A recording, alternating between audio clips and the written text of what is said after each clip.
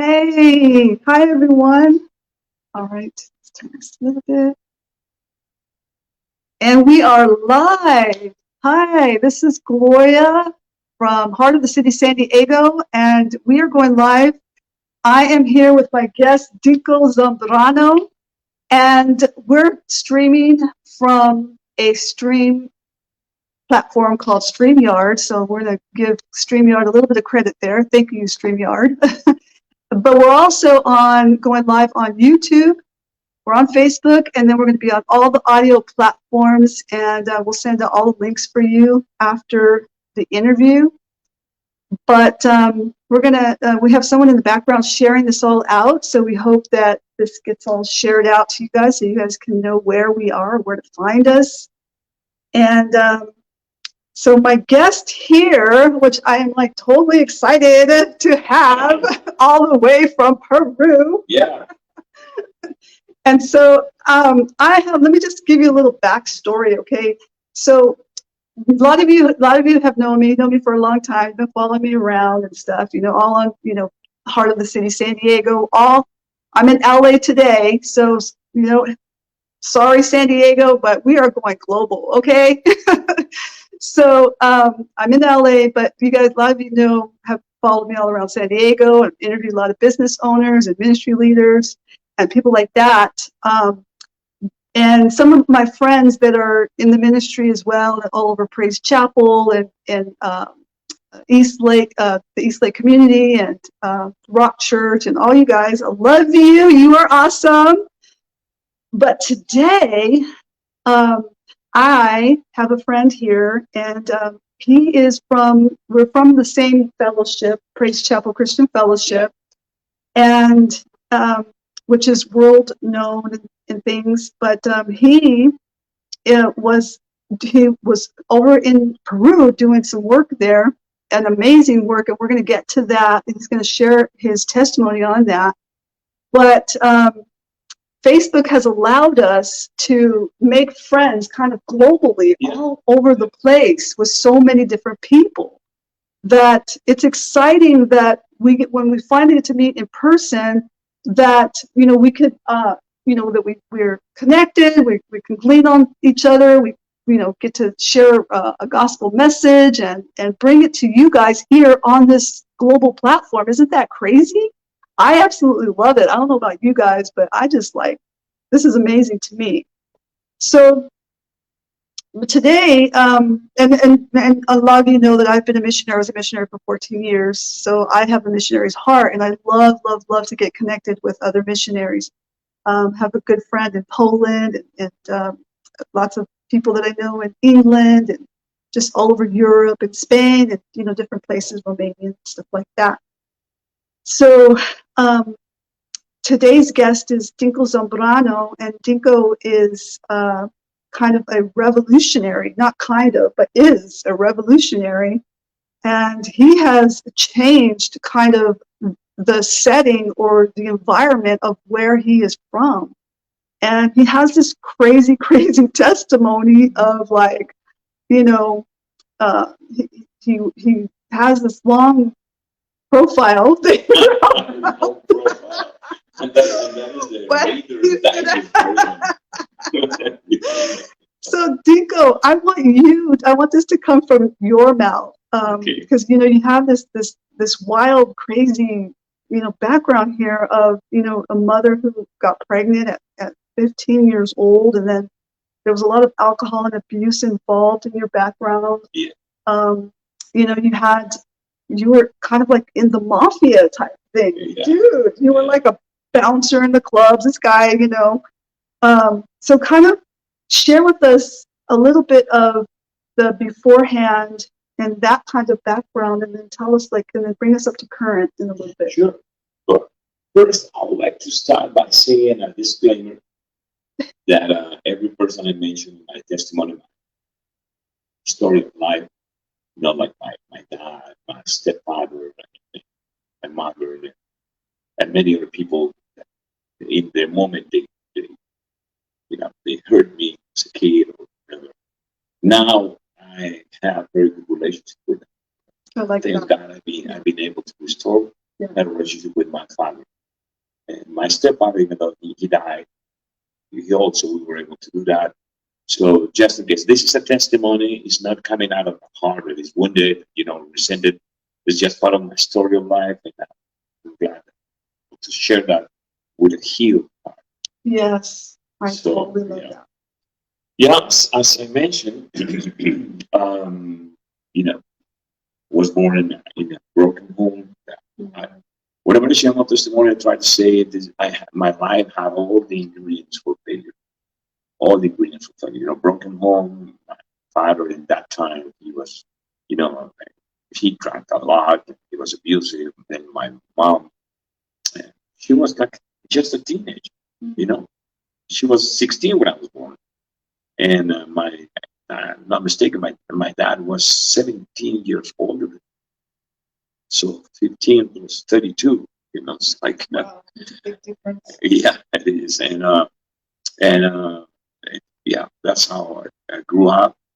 I share also how when my mom ran away from him, Mhm. and a couple of years later, she met this gentleman that ended up being kind of the same thing, and then for a period of time, she sent me to live with my grandparents, and I think I mentioned that also, Yeah, only to find out that my grandfather, he was childless. yeah, So all that year that I lived with them was hell, yeah, and so all this resentment and all this anger and all this frustration as a little kid growing up yeah. was inside of me, and I had no way to express that because I was practically by myself.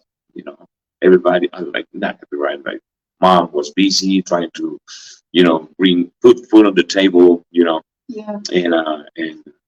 and that when I was growing up, when I was 14, 15, around that age, I got to go with these guys. I was 14 and this guy was 18 and he was like, hey, Dinko, come on.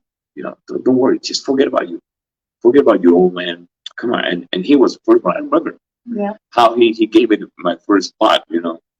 and so that's how it all started. Wow, that's crazy.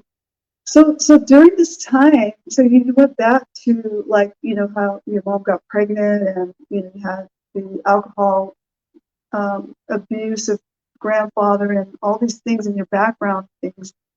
Um, Tell us a little bit like, what were the feelings that you were feeling in this moment? Because I want like kind of the audience to understand like, we get saved and you see us all goody two shoes and stuff now, but there were real true feelings involved, because I come from a abusive background too, quite the same, stuff in it.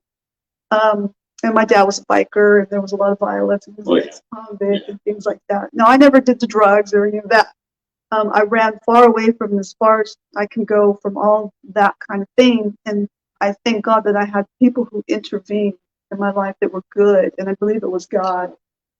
But there were true feelings. There were, feelings of like hate and anger, sure. Not only hate and anger and the desire of vengeance, but also a huge amount of suffocating sensation of fear.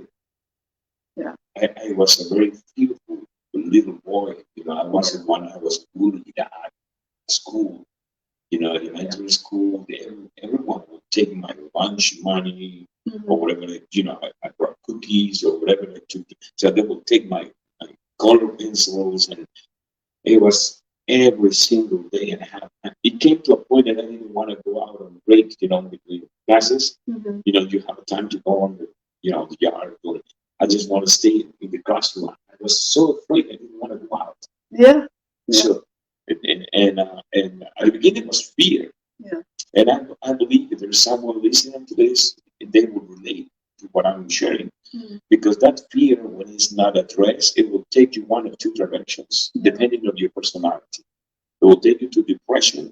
That will take you to maybe even try to kill, take your own life. Or it will take you to violence. Yeah. You become very violent. That's this.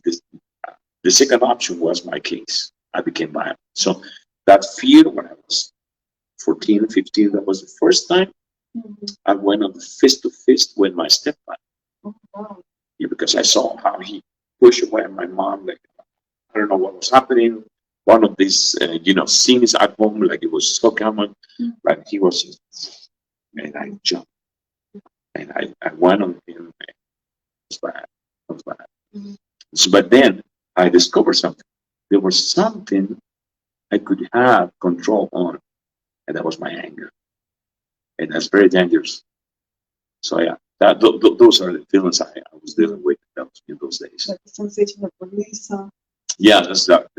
Yeah, that valve. You open that valve, and Another kind of addictive yeah, behavior, right? yeah. Yeah, yeah.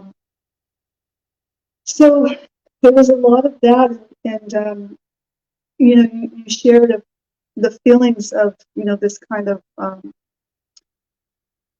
you found a sense of control through anger and things like that, and so now you're becoming a little bit older, and you're in this other place in life, and you start to meet these other more dangerous people. Oh yeah, yeah. That's funny because I they changed me. They moved me from this private school to a public school. Yeah. And so in that public school, I was the little rich boy in this, so with these, let's say, poor people. They weren't poor, but they thought, oh, this guy's coming from this Catholic private school, so everybody was bullying at me because of that. Yeah, yeah. But it came to a point that I couldn't take it no more. I remember I was telling you, I was so afraid. I would literally shake, and I remember clearly, like it was yesterday. I was buying something on this cafeteria. I was about to grab my sandwich or something, and I saw this hand coming over, my shoulder. This is mine. Like always, like every day. But that moment for me, that was just okay. This is enough. So I just turned around, I saw the guy. I don't even ask him. I don't even say something. I just, and so I was 15. And this guy was 19. There was public school. There were guys that they were over 20 even. So that resulted in a very bad beating. I received, they kicked me on the ground and they punched me, kicked me. I mean, when I got home that day, it was all beaten up, blood here, everywhere, and bruises and everywhere. So, but then I decided next day when I went to school, I took a knife with me, a switchblade, and I decided to face them. So I just, I'm going to do something. And when they came again, to take whatever they could from me, because I was a rich boy, I pulled out this knife, and I didn't know how to handle that. I just, like, and so they look at me and go, look at him, man, look, this guy. And so I don't know how they did it. It was so fast that he took the knife from my hands. But then they went they go, come. We're going to teach you. If you want to be with us, we're going to teach you how to do this. And so that's how I became part of the gang. And that was the first time in my life, 14 years old. Sorry, it was 14 years old. First time in my life that I felt that I belonged. Wow. That they became kind of a family for me. Yeah. Yeah. And so in this time, there was kind of like no parental figure because everybody was. Yeah, no. My stepfather, he was very strict. Like, he was a former captain of the army and he was a physician.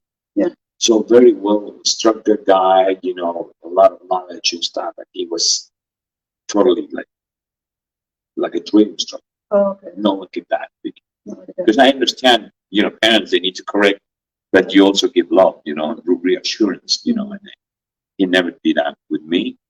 And so then I found out that with this gang, yeah, you can do it. You being this little guy that you try to fight us, okay, that's good. That was the first time I did something like that. Approval. Yeah. Approval. That's the key word right there. Wow. Yep. Approval. So a lot of you that are listening right now, you're kind of maybe you can relate to the story. Maybe you can see yourself in kind of, these different scenarios in life. I have kind of some similarities to that as well. I've grown up in school, and the feeling of fear, and And everyone at school, they feel that. Yeah. It's the difference how they address it. How do you address it? Yeah. And what kind of, support they find at home. Exactly. Yeah.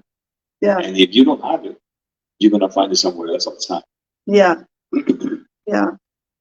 And in my case, it was, I had my dad. He taught me the ropes. So he was an extreme person. So there was that extreme where he was teaching me the ropes, and how to go back and face the bully and get your lunch money back from the bully kind of thing, and don't back down and that. But I knew that he would back me up. So I knew that he was always there. I knew he was always available. I knew that he was. Even in case he would be there. Yeah. I knew that part. So that was, I had kind of was able to face my fears and kind of in that way. And then I had intervention after that, so I didn't get to do too much bad things. But then you kind of moved. You went from being in, is it Peru that you started off in? Yeah, Peru. And then you went to Brazil after? Yeah, well, before that I went to the military for a couple of years. My family, because I became the black sheep. Oh, I see. I would steal things, rings and things from my children, from my mom. And I think whatever it could fit on my backpack, it was fit. Oh, no. And then I started selling like pills and little things with marijuana and stuff. Little things, to get some money. Right. And with these friends, we would go on city buses. Back in the day, that was even easier, I would say. Yeah. Yeah, and we'll go, if there was a lady sitting there, poor lady, I would go like, hey, someone from Jane. And then she will look at me like, I was. Yeah. And if she made a mistake of opening her purse, okay, I will wait for her to give me some coins. I just, thank you. Yeah. I mean, that was crazy. So, but after that, I went to the military, and then I didn't last there too long. They kicked me out. I was too crazy. And so my family that thought that I finally found something, useful to do in the military. They kicked me out. And so I didn't want to go back to any of my family. I just want to, move on. And so I decided to go. I don't know where. Just Brazil. Okay, Brazil.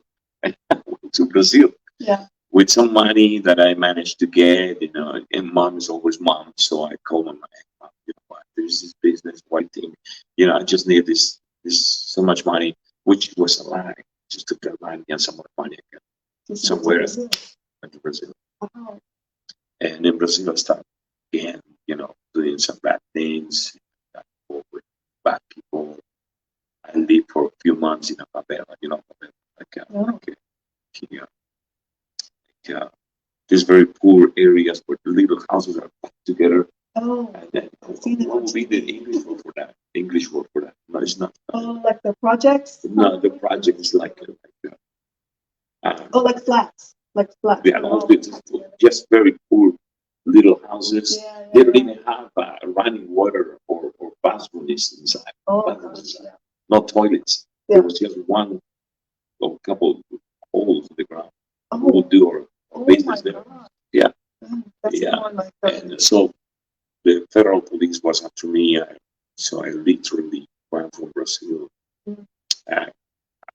Sometimes I think people don't believe me when I share this, but I went through the jungle of Brazil and Peru 32 days. Oh my gosh. Running away from them. Because I didn't want to get out of jail. I knew there were people inside that would kill me if they put me inside. Oh. And they locked me in. So by the time I got to my city in Peru, because it was the jungle from Brazil, jungle from Peru, and then the mountains, and then the coastline, which is my city. Mhm. You know, I was with this long beard, skinny, with worms in my flesh. It was so bad, so painful. So like, let me understand this though, but like, this is crazy. So you went from being this little scared cat kid. I know. If we could go back in time and see the Dinko, the 5-year-old, 6-year-old, 10-year-old, 11-year-old, 12-year-old, Yeah. Dinko, you wouldn't believe Yeah, what the 18-year-old Dinko would be doing.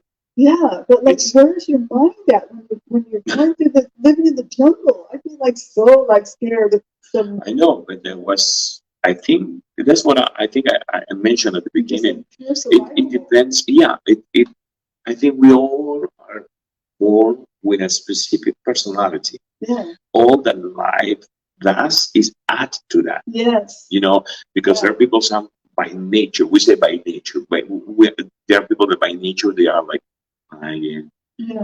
and they can go into depressive mode like this. If you Right. look at them, like, Yeah. you know, Yeah. and there are people that are more like aggressive. Yeah. So the same circumstance can happen to these two kind of people, but they will react different. Mhm. One will go into depression or even thinking about suicide, and the other will go into rage, destruction, Yeah. vengeance, and that was the second.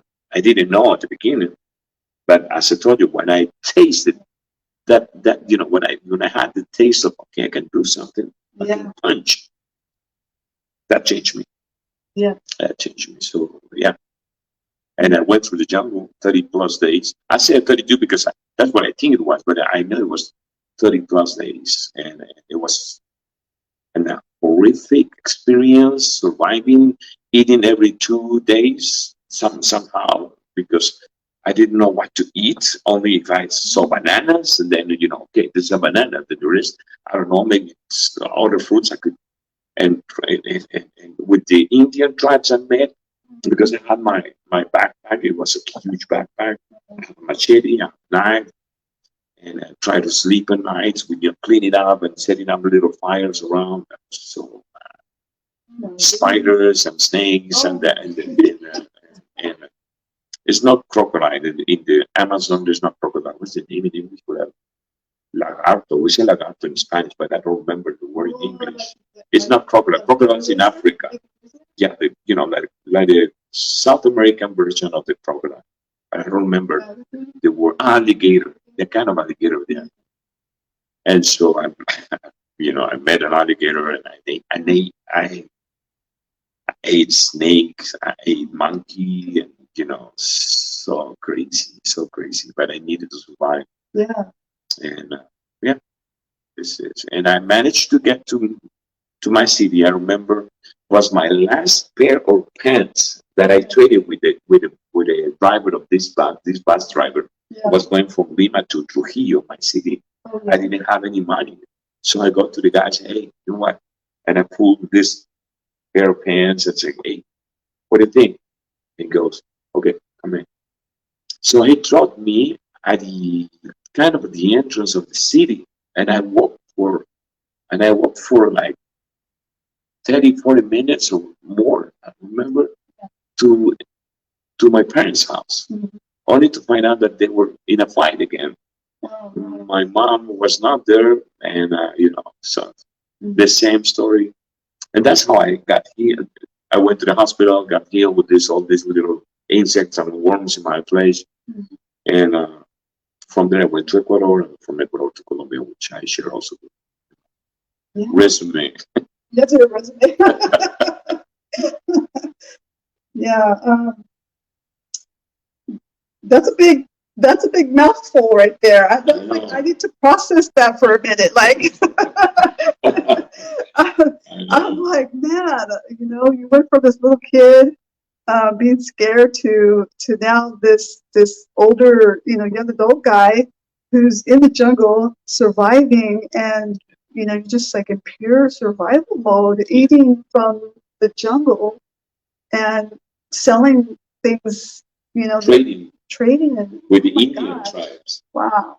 Yeah, I was afraid that they will, like, I hope they're not violent, Yeah, and then that too. Like, how do you even know you come across these, natives, and you're just like, you don't even know what to expect if they're going to eat you or not. Yeah, exactly. So, Wow, that's just crazy. That's just like, that's a big story right there. Like, I mean, did you feel like God was in it? Did you feel God at any moment in any of that time? no. Uh, when I was little, growing up and going to this Catholic private school, yeah, we were by part of the curriculum. We needed to go to the church, but I never really connected. My grandmother, she was really, really like strong and Catholic. And not my mom, my stepfather, he was an atheist. Okay. So I didn't believe in God. That was put in here. Yeah. And honestly, seeing the reality of my family, I thought, what God, Yeah. if there is a God, why is my family the way it is? So I didn't believe God. I presented my letter to the school board saying, I'm not going to take the religion course. Yeah. I'm going to take that because I don't believe God. And so I never really like asked, oh God, please, no, never. Yeah. It wasn't even in my slightest idea. Really? All I was like, I would care about was, to be my machete be like, what's the thing? Be sharpened. Yeah, and then be aware of my surroundings, and that's it. So, That's it. You just full on yeah. survival all on your own. Gosh. So now you're kind of like in this place where you're like, you've come out of the jungle, you've traded your pants. The last pair. The last pair. So now what? Now what? Like, I got home and I saw my parents, my stepfather, and my mom. They were in a fight, and he opened the door. I remember that clearly. I was gone over a year, more than a year. I was in Brazil, and he opens the door and he goes. He looks at me and he goes, "What?" And then, well, where's my mom? She's not here. So I thought, no, where she's going to be? In my aunt's place. So I went to my aunt's and I found her there, drunk, totally drunk, her and my aunt. And I said, oh, this is the same crowd. So the next day, she took me to the hospital. They healed me, took all the worms in my place and stuff. So, yeah. But after, I think it was 2 months, after 2 months, I took off. I did a robbery in my city with another accomplice. Mm-hmm. And with that money, we went to Ecuador, and from Ecuador to Colombia. Wow. So I was there for a couple of months. Mm-hmm. I don't recall exactly, like the date. I don't have that memory. It was about a couple of months, and then I left. Wow. Mm-hmm. So I'm just like stunned. Like, what do I ask next? Oh, okay. So now you're back home, and you've got all the worms removed from eating you alive, basically. Yeah. That part in the jungle, that was very beautiful experience for me because I didn't know what happened. I just felt like the sting. I was stung by something. Like, and I was like, oh man, and I checked and I found pieces of an insect because I went like this. So I thought that was it. But a couple of hours later, I started losing my sight in the middle of the jungle. So I could, like everything was becoming like foggy. And I was so afraid, and I knew because I'd been in the military by that time. I was in the military, so I was trained in survival things and stuff. Mm-hmm. So I went to the river shore and started watering myself constantly to lower it because my fever was so high. I was trembling like fever. Oh my goodness. So I would just, pour water on me, water. I grab a T-shirt and I wear it in the river and put it in my hand, and I was losing my sight more and more and more. I was so afraid because then I knew I would die. Yeah. And so, little by little, now I know that was God. little by little, I started covering my side. I started see clearer and clearer and clearer, and I was like, okay, but the rest of the journey through the jungle, I limped from this leg. It was so painful. Maybe a nerve, something. I didn't know. When I crossed the Peruvian frontier, few miles after I crossed few miles inside the Peruvian frontier, I met a group of soldiers, Yeah. and they had this little like place, a very poor settlement of soldiers there, Peruvian soldiers from the Peruvian army, and they detained me first, and then they checked it. I was with this beard. That's so crazy. Can you imagine these soldiers there, and they saw this guy coming up from the middle of the like, hey, stop. And there was this guy that he took care of the cows they have, because they use cows to have milk, and so he took two of the worms from my threshold from the back, and he gave me this kind of capsules with a powder that he put in the cows when they removed it. Those little insects that they suck your blood, or what's the word in English? Ticks. Ticks, okay. And they pour that powder so the wound won't get infected. Oh, I see. So that's what he gave me, and with that I continued my journey through the jungle. Yeah. And that was the worms when we're moving through here. We were there. Oh, wow, that's a lot. That's a lot. So you did that, and so where was it that you kind of came to the knowledge of Jesus? How did you come to that? After I left Peru with this partner, with this accomplice, and he told me he knew people in Colombia. That's what he said. Yeah. And I go, okay, we need to, So we got this money out of this job, and when we got to Colombia, it turned out that he knew people there. I thought he was just bluffing, but he knew people there. So he knew some, drug dealers and drug lords, but he was the kind of guy that will get drunk in the weekend. I didn't do that. I never was like, a guy that was somewhere on the street all dirty and drunk and pass out and drugs. No, never. Yeah. Never. I was disciplined, and that in parts thanks to my stepfather. So he taught me how to handle guns since I was 12. Okay. And so plus my military training. So I ended up being one of the bodyguards for this drug lord, this drug cartel in Colombia. And that was a very violent time in my life. And I got in trouble again. Trouble. That was my middle name, Citizen Solomon Olson from Resurrection Band. I don't know if you heard it. No, I don't. And so that was my middle name too. Wherever I went, and a few months later, I would get in trouble to flee, So I messed with the wrong woman. I was in prison. I didn't know this girl was one of my boss's mistress. Exactly. I didn't know. I wasn't that stupid, I didn't know. So the thing is, that was a death sentence for sure.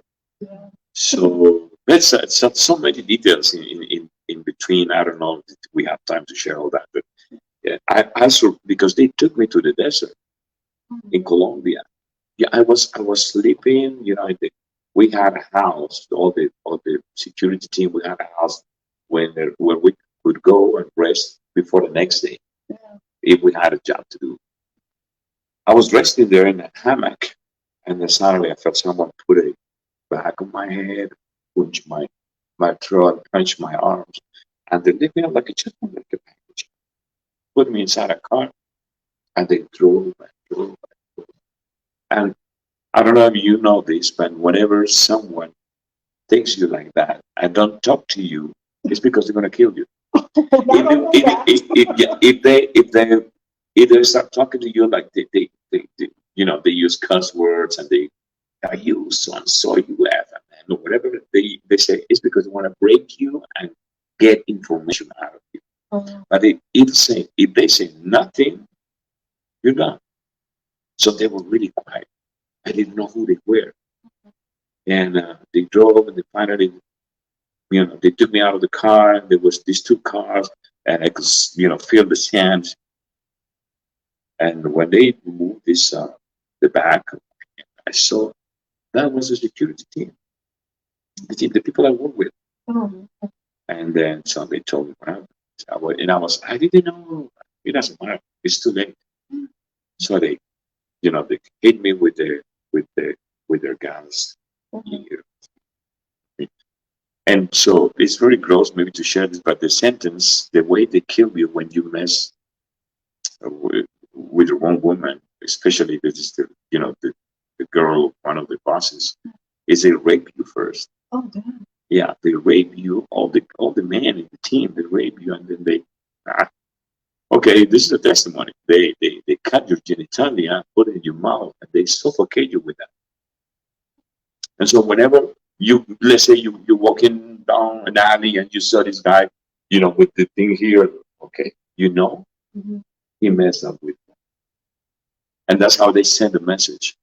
Don't you dare, Anyway, as you can see, they didn't do that. I understand that was God in that moment. Suddenly they stopped hitting me, and the chief was like, you know what? He looked at me and said, you know what? Get out of here. Get out of here. Get out. So I stood up, all bleeding, and and I started walking backwards, looking at them. And they got into their cars and left. So they thought they left me in the desert to die. I managed to get back to the little town that was controlled by this drug lord. And there I found out that it was a cargo ship in a little port they have. And I managed to get into the cargo ship, and that cargo ship took to Aruba, the Caribbean island, the Dutch Caribbean island. And so in Aruba, I started doing the same things, smuggling, dealing with drugs, and moving alcohol and tobacco from Miami to Venezuela. Money. And I thought okay, now I'm doing it. It's going to be good. So one day this police officer stopped me, and I didn't have papers, and he knew I was doing something. But instead of handcuff me, he pulled out a Bible. Oh my goodness. Yeah, and witness to me. And the beginning, I just knocked because I just wanted to to fake that I was interested. Really, but I didn't believe in God at all. When I was in Colombia working for this cartel, whatever, whenever we had a job, something to do, I always see the other guys taking their crosses or their little rosaries, on their necks, or the little religious figure they had inside the cross, Virgencita, protect me. And I will kiss my gun, take my gun, my 9mm Beretta, and I will kiss. Hey, I call it mi negrita, a little black, the little negrita, protect me. And they will get mad at me, say, hey, you don't know that with the guy out there. What? There's nothing up there. What? I will go like that. Yeah. But then this police officer talked to me, and it was supernatural. Because I wanted to leave, but there was this pressure in my chest, so painful, Gloria, so painful. I couldn't breathe. And he goes, what's wrong? I don't know. This pain here. And then he goes, that's Jesus Christ that wants to come into your heart. Why do you even a chance? I look at this guy, the police officer, and I thought, man, he smoked something, because that's Jesus Christ with this pain in my chest. I was so foreign to the idea of church or God or whatever. I was so crazy, from what I heard from him. Yeah. But I couldn't take it anymore. I started crying, weeping like a baby. Oh my God. That very, very disgusting picture, you crying, as these lines. And crying, crying, crying. So he grabbed me, sat me somewhere, I don't remember where, and he asked me, "You want to pray?" I just nod, and I repeat that prayer. So basically, that's it. And here I am, transformed like this from night to light. Wow, that's crazy. Never again went to like wanted to use drugs or not even a cigarette, nor a drink, nothing, nothing. Wow. Yeah. So that's why there is hope. Yes, There is hope. Yeah. definitely. Yeah. That's just a crazy, crazy story. Oh my gosh. I'm like, take it back. Like, I have to process that. I have to eliminate the visual that you gave us earlier. That's hard. Okay. So yeah, man, that was like, that's a true, like, that's a true, like, God moment. Like, that's It was totally supernatural. There's totally no, supernatural. like, it There was had not to an be, like, event, a big Christian event. There was, I mean, because I would never go to a church. yeah. So, and totally unexpected. Mhm. This guy, instead of really, like applying his authority, put me in jail. He put out. Wow, that's just, wow, Yeah. wow. Like, I don't even know where to go from there. It's like, that's just like, so you just had this crazy supernatural situation happen to you. Like, guys, I know that there's other people out there that maybe not exactly like Dinko's, but I know you had some kind of supernatural Yeah. situation happen to you where you felt like you knew without a shadow of doubt that was God. Yeah. Um, for many of us, for me, it was just, it was nothing like that. It was, but you have come a long, long way, Dinko. Like, that's incredible. The story, the journey, the trauma. Yeah. The I mean, how do you stay sane in something like that, right? Like, I mean, and you're sitting here Yeah. and you're sane. You're not mentally ill. You No. didn't have. No. Yeah. Yeah. Definitely is God. Yeah. But what I say is that many times we bring a lot of extra drama in our own drama. Yeah. And so we say we get trapped in this victim mode. Yeah. Look at what they did to me, and my mom, my dad, or my stepdad, or my grandfather. I could, that was my story. Yeah. And I would hate him. I planned how to kill him, and all these things. It's like all this rage and all this stuff. So, but somehow I understood that life functions better, or Yeah. rewards. I don't know. I would say function better when you learn how to be, in a way, practical. Mhm. What happened happened. You cannot go back and undo what happened to you, or Right. even what you did Right. to somebody else. Right. Okay, so I understood that, and somehow, even before getting sepsis, okay, I have to move on. I got in trouble at home. I got in trouble in Peru. I got in trouble in the military. I got in trouble in Brazil. Okay, you know what? I got to move on. What's next? Mhm. And thanks God, in that journey I met God. Yeah. So Praise God for that. So that part right there, I want to kind of a little bit elaborate on that because some for some people listening, there's a lot of people that are listening that follow me on my platform.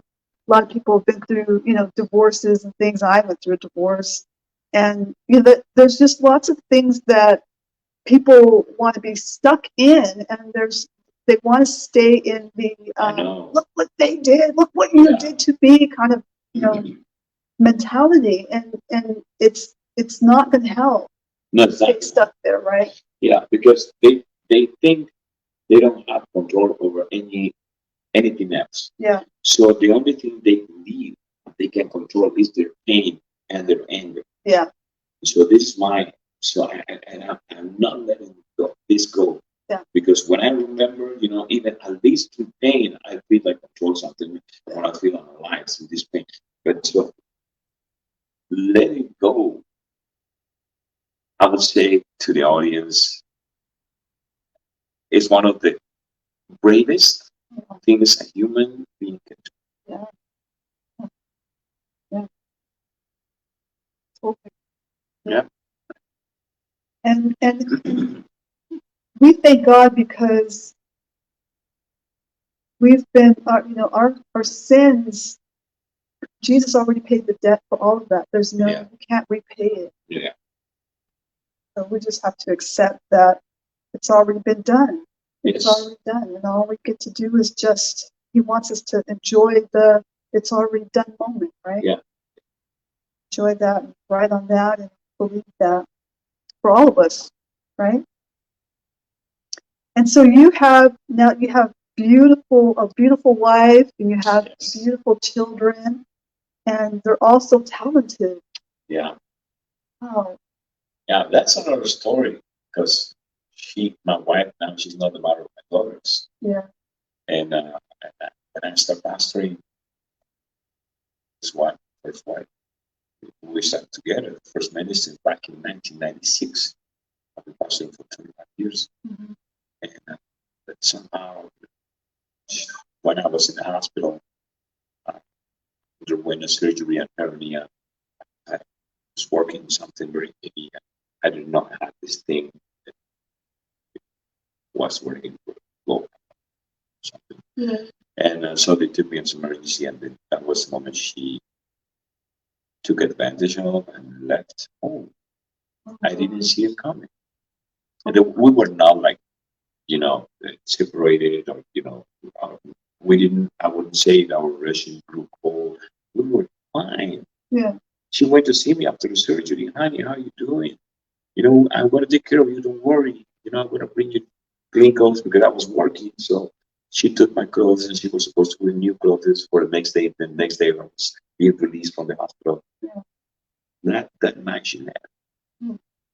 And and from there I lost everything, the ministry I had, the fellowship I had. And I was left like a single parent with my three little kids. My twins, they were 5. Oh, gosh. And she, the one is here, she was 2.5. Oh, And so, yeah. And I stood up again, I stood back up, whatever you say it. yeah. And here I am with this wonderful, powerful ministry. Awesome. Yeah. That's great. You made a comeback. Yeah. Yeah. That's awesome. So now you're going to be living here in LA, and you're going to start. You've already started to develop a ministry. Yeah. Much like the one that you had in Peru. In Peru. Yeah. Wow. So tell us about that. Tell us a little bit about the ministry now. And, Yeah. Well, where people can find you, and people that are living here in LA and things like that, and sure. how they can get involved. And I don't know. Before, when I said I was part of a fellowship that was very good in discipleship, very good, I believe, in discipleship. Yeah. And the training of the character, that's discipleship. Mm-hmm. But they were a little, I would say, not little, legalistic in some things. And when this thing happened with his wife, so I ended up leaving that fellowship. I was by myself, actually. They took everything from me. And so it took me years to realize, to understand the vision that God has put in me for this ministry revolution. So what I understand now as a church, it needs to be more than just, in the traditional sense, more than just a church. Yeah. It needs to be a place where, people, and I love working with young people, with youth, or young adults also, where they can find a place of expression and on the foundation of Jesus Christ, of course, a place where they can develop their God-given gifts. And so that's why my church in Peru, Revolution, so over 200 people, and 90% of them are millennials and younger. Oh, wow. Yeah, it's a lot of, you see the picture there, on the screen. So it's like, they're on fire for God. That's why maybe 2 years ago, back in 2018, God started dealing with me coming here. Mhm. It took me a while to realize that until I really, I could say, okay, this is God. And so this last year, by the end of last year, I decided to move on. Say, okay, God, here I am. Said, here I am. Yeah. Wow, that's a lot of different, places in your life where you had to, let go and trust God. Yeah. That He's in control of whatever the ministry is. And that's a hard for some men to do. That's a difficult decision to make. It is. Yeah.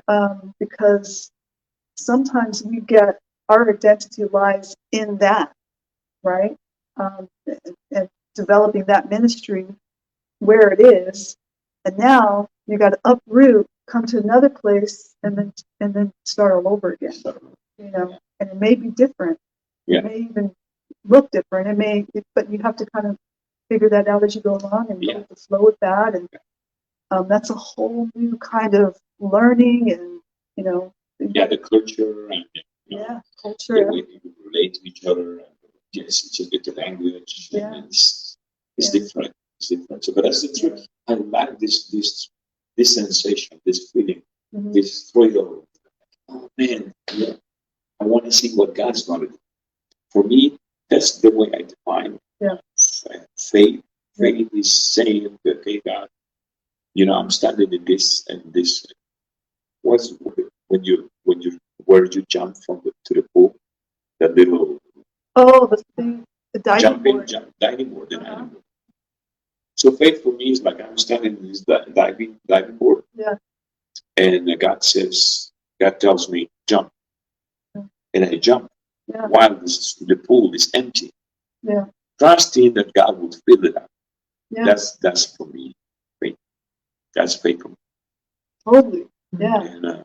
And so far, 28 years serving the Lord, He's been faithful. Yeah. Every time. I can't wait for the right circumstances. Yeah. I just move and God moves the circumstances. Yeah.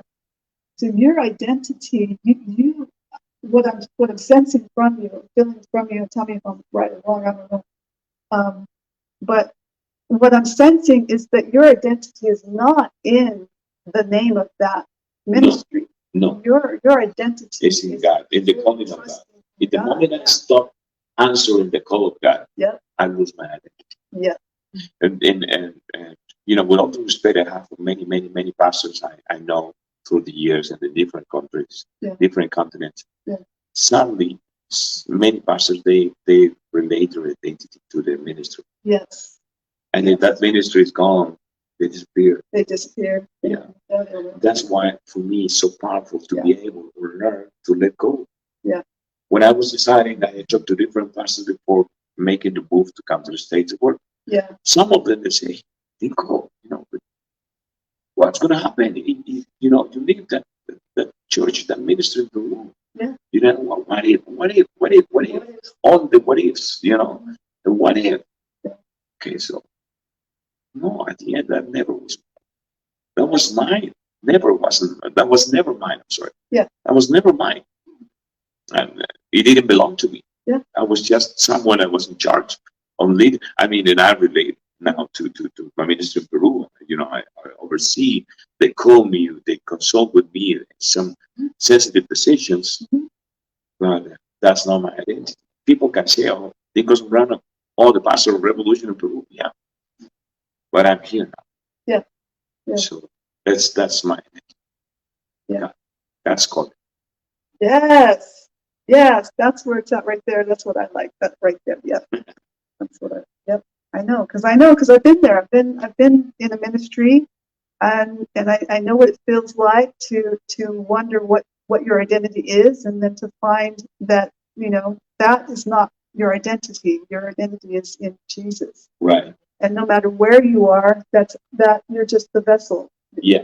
You're just there being available to be used. Yes. And if it looks like that, it looks like that. If it looks like coming back to California, it looks like coming back to California. You know, but no matter what it is, we get to go along for the ride. Yeah. And, you know, for some personalities, that's a really cool ride. That's an awesome, you know, roller coaster ride. Roller coaster. It's a roller coaster. Like at Magic Mountain. You know, for others, that's not okay. Like they don't have that. It's not in them to do that. You know,